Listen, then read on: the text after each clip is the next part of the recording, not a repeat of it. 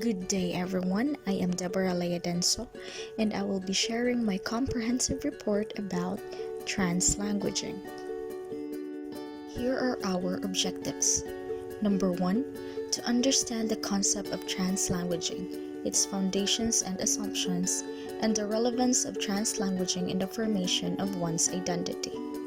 Number 2, to analyze relevant studies regarding translanguaging and be knowledgeable for possible future researches in the Philippine setting.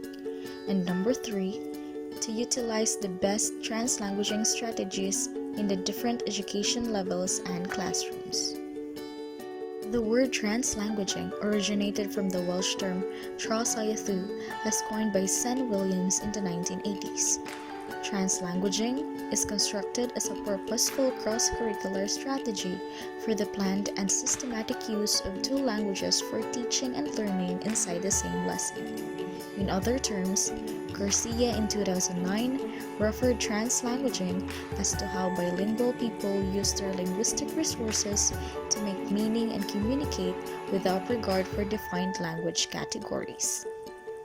Bilinguals do not just use translanguaging when they do not have the words or phrases they need to express themselves in a monolingual setting.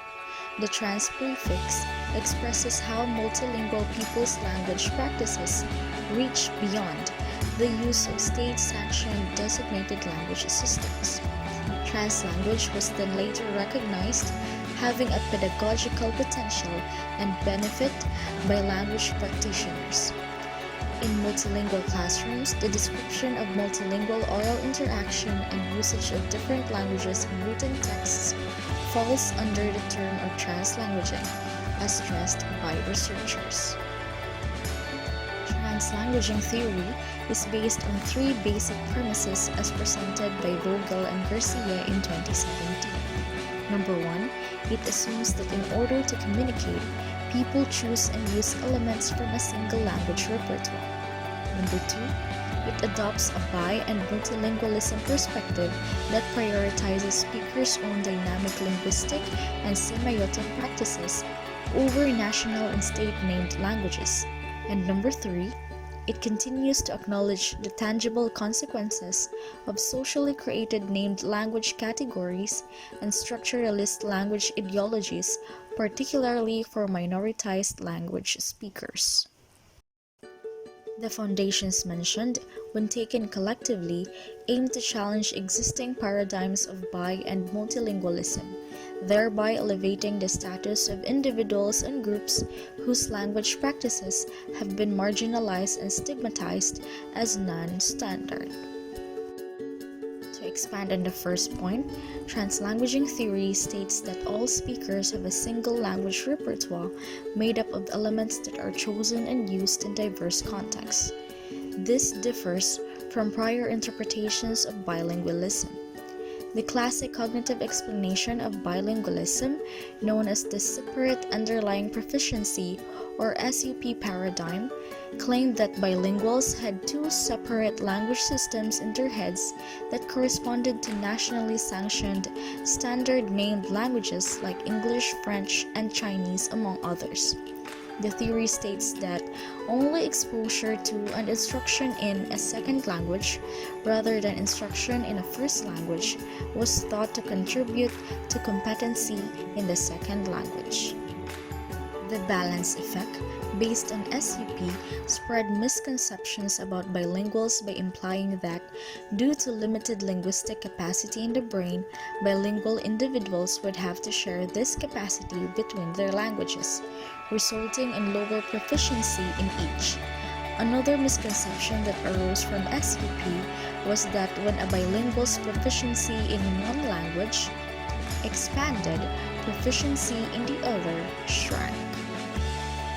On the second point, translanguaging theory argues that bilinguals do not shuttle between two interdependent language systems, but rather one semiotic system that integrates various lexical, morphological, and grammatical linguistic features, as well as social practices and features an individual embody, example, their gestures, their posture. This is based on the concept of bilingualism as dynamic. It suggests more that people use multimodal characteristics in a variety of situations and for a variety of communication and expressive goals. Those linguistic and communication characteristics are acquired dynamically as a result of an individual's physical and social actions and experiences. The third point states that when defining bilinguals' language practices, the internal or external dichotomy created within translanguaging theory is extremely important. When bilinguals select and deploy features without regard to identified language categories, it appears as though they are employing two independent codes or code switching. This is from an external perspective. However, from an internal perspective, bilinguals' flexible and fluid use of language is recognized as extending beyond the socially created bounds of designated languages and is hence referred to as translanguaging. A bit more information on the differences of code switching and translanguaging are: code switching has a separation of languages and has monoglossic ideologies. Translanguaging has a holistic view of languages and has heteroglossic ideologies. Code switching emphasizes objective observation of language practices, and the practices are indicators of language dominance or proficiency, while translanguaging emphasizes subjective understandings of language experiences, and the practices are paths to meaning-making and identity formation. The concept of translanguaging argues that language is an ongoing process and not a thing, a noun, or a verb. Rather, it revolves around the notion of an individual's usage of all of the language resources to achieve a purpose. Lee in 2018 asserts that translanguaging challenges the conventional understanding of language boundaries between culturally and politically labeled languages. In 2010, increasing classrooms in the United States of America are continually serving students who speak a variety of heritage languages. Emergent bilinguals, as what the students are called, are not only learning to listen, speak, read, and write in English, but they are also using and developing these skills in their homes or heritage simultaneously. Environments that limit emergent bilinguals' use of language to just one system, for example English, will not reflect their everyday practices at home. Moreover, when translanguaging is introduced, it can bring positive views about the learner's identity and they can perform better academically. Identity serves as an important factor in the learning of the students. It is believed that the relationship between language and identity can not only happen with the teachers, but with the learner's experiences outside the classroom. Learners might use English words linking with home languages in describing something. According to experts, adopting translanguaging in the classroom created space for debates that allowed students to negotiate meaning and assert their identities as bilingual learners. These children can then use both of their languages to be effective in their comprehension. Duran and Palmer in 2014 also agree that language is linked to identity. They state that students make language choices based not only on communicative efficiency, but also on the relative prestige and value of different varieties in their surroundings. Their linguistic choices reveal not just who they are, but also who they want to be. A study in 2020 by Duarte discussed translanguaging in the context of mainstream multilingual education. The study looked at the use of translanguaging-based approaches in two settings of mainstream education, in Luxembourg and Netherlands. There is a difference between natural and official translanguaging.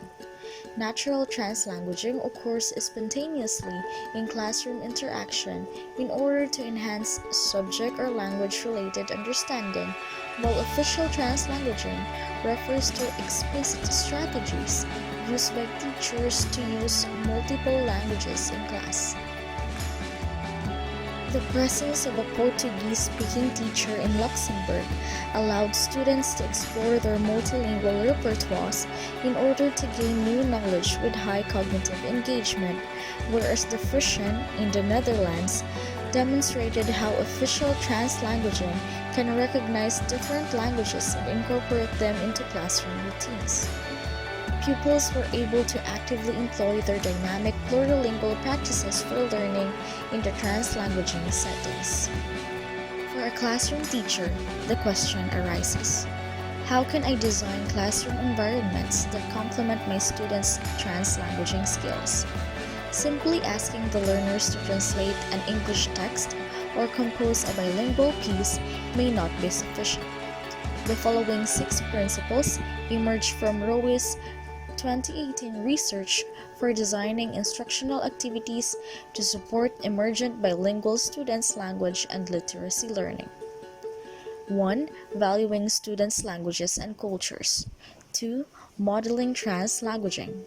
3. Providing authentic opportunities for multilingual communication. 4. Inviting two-way translation. 5. Composing dual language texts. And number 6, connecting students with bilingual or multilingual audiences. Elaborating a few of the mentioned principles, teachers must provide authentic opportunity for children to use both of their languages in ways that are relevant to their lives and interests. Connecting curriculum to students' lives, providing interesting activities and opportunities for student choice, and designing activities with measurable outcomes are all examples of this. Students also should show their work to a bilingual or multilingual audience. When students participate in authentic activities that require them to converse with bilingual speakers or audiences in their heritage languages, they are more likely to employ their translanguaging skills as they would in everyday life. To establish this audience, teachers can include family and community people, students, and teachers from other classrooms, and the administration. Of course, in every form of knowledge and understanding, critics will spring up. Controversies and challenges about translanguaging involves the familiar concepts of code switching that was already presented earlier and code mixing, as these already provide a framework in understanding multilingual language use. However, Blackledge et al. In 2014 pointed out the confusion and false distinctions with the concepts of monolingual, bilingual, and multilingual, and suggest that all people are multilingual in some sense. They suggest that translanguaging challenges traditional standard and target language with the implied hierarchies of languages. Moreover, it opens up questions related to social justice in language education, such as the ways in which linguistic resources are deployed in our societies, and how this deployment of resources reproduces, negotiates, and contests social difference and social inequality. To end, this is just a motivation for us to mainly look at the positive side of translanguaging. Translanguaging is an educational method that takes advantage of learners' fluid language in order to increase their engagement and comprehension of difficult topic and texts. Furthermore, because it considers both of the named languages in horizontal continuum as part of the learner's linguistic repertoire rather than as separate compartments in a hierarchical relationship, translanguaging pedagogy develops both of these named languages that are the subject of bilingual instruction. As also cited by Duarte in 2020, adopting a translanguaging lens means that there is no manner of inclusively educating children without recognizing their unique language and meaning-making activities as a learning resource. And that's it for this video. This has been Deborah Lea Denso. Thanks for watching.